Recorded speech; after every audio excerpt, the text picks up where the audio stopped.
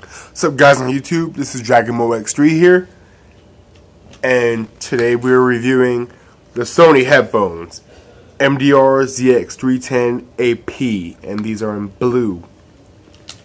Now, before we go into that, I want to just do like a little backstory, if you will.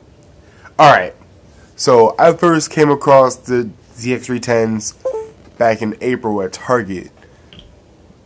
I wasn't exactly looking for them or whatever. They retail for about 40 bucks, the same as the ZX-300APs, which is an AP basically means Android phone, so it's the same thing as the ZX-300s, or for these cases, same as the regular ZX-310s if they even exist, but they have a remote control for playing and skipping music for Android phones.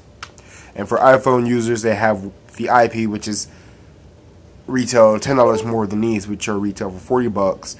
The IPs are 50 bucks, at least how it was for 300 IPs, which have them for iPhone, and they have a longer remote because iPhones and iPods are allowed to skip back. But you can use these on iPhone too, so there's not really a need for $10 extra. But that's how they get you. Anyway. Am I even allowed to say that? But no. I saw these in Target, and then when I got home from on that day, I wanted to do a review. I mean, look up reviews on them because I wanted to see how good they were before I ended up purchasing them. But I didn't get anything. All I got was an Indian website, and they were talking about the release, and which is how I found out about the 110. So I assume that these are a refresh or soon to replace the ZX100 and 300s, and of course the Android phone model for the 300s, which, like I said, because I've seen those too on Amazon. I've seen these on Amazon. I got these on Amazon because they were cheaper. And I thought they would be better, but I couldn't ever find a comparison vid for these or anything. And the only thing I found in America was just Sony Store's US listing for these on their website.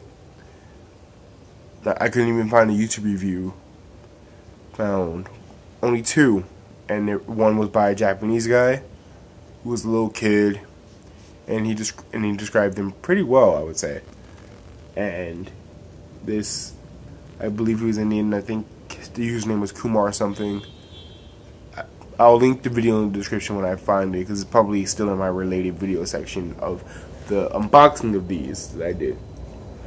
And then I eventually found one by an English speaker. Well, by another English speaker who was either British or German or Russian. I can't remember exactly which one right now. But I'll link that too if you guys are interested. So yeah, like I said, when on my unboxing, I'm probably the first American YouTuber to even discuss these, because probably not a lot of people know they exist, and that's Sony's fault really, because they haven't seemed to be able to advertise anything in the US really, unless it's PlayStation.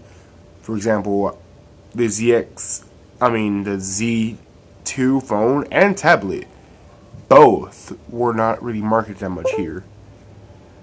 Like I found, and the only reviews I found for even the tablet was by British people online from certain tech companies. Tech channels. I'm not sure if it released out here officially. I think it did, but I know the phone didn't. The Z3 is, however. But that's not the purpose of this video.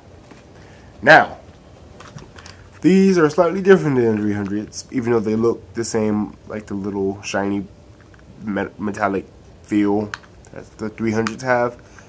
But if you look at the name, if you look at the label Sony, it's more to the right now instead of in the center like how on the 300s are.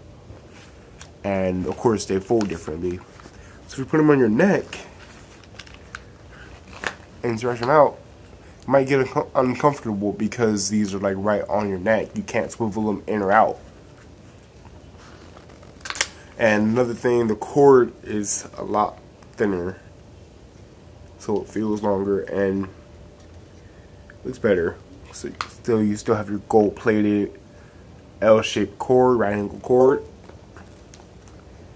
and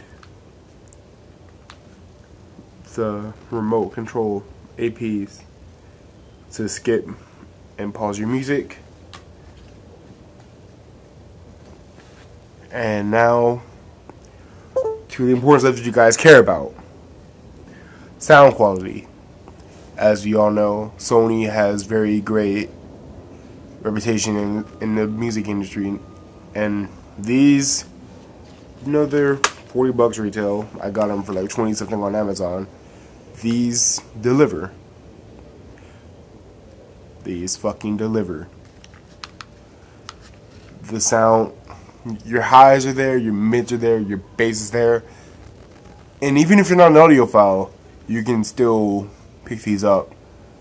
I might do a review of my other headphones that I have recently, the Sennheiser. These are budget audiophile headphones, but they're Sennheiser, so you know that's what they do.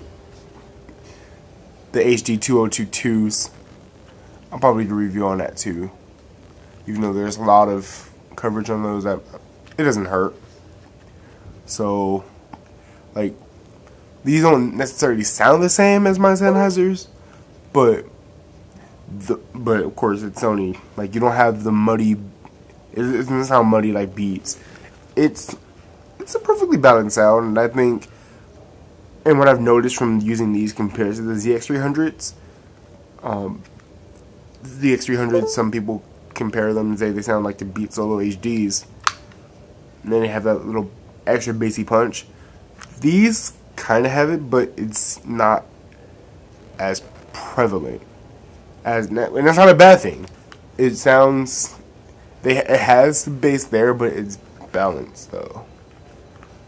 So, and that was something I really would say. But since I listen to metal, which is a lot of treble, it's a lot, just very treble based for the most part, you won't really have them. But these are fucking great. Plug them in, and what I like about these more than my Sennheisers is the cord is much shorter, but not too short where I have to have it in my hand or have it in my vest, which I usually like wearing because it's comfortable. It's my thing, and more pockets.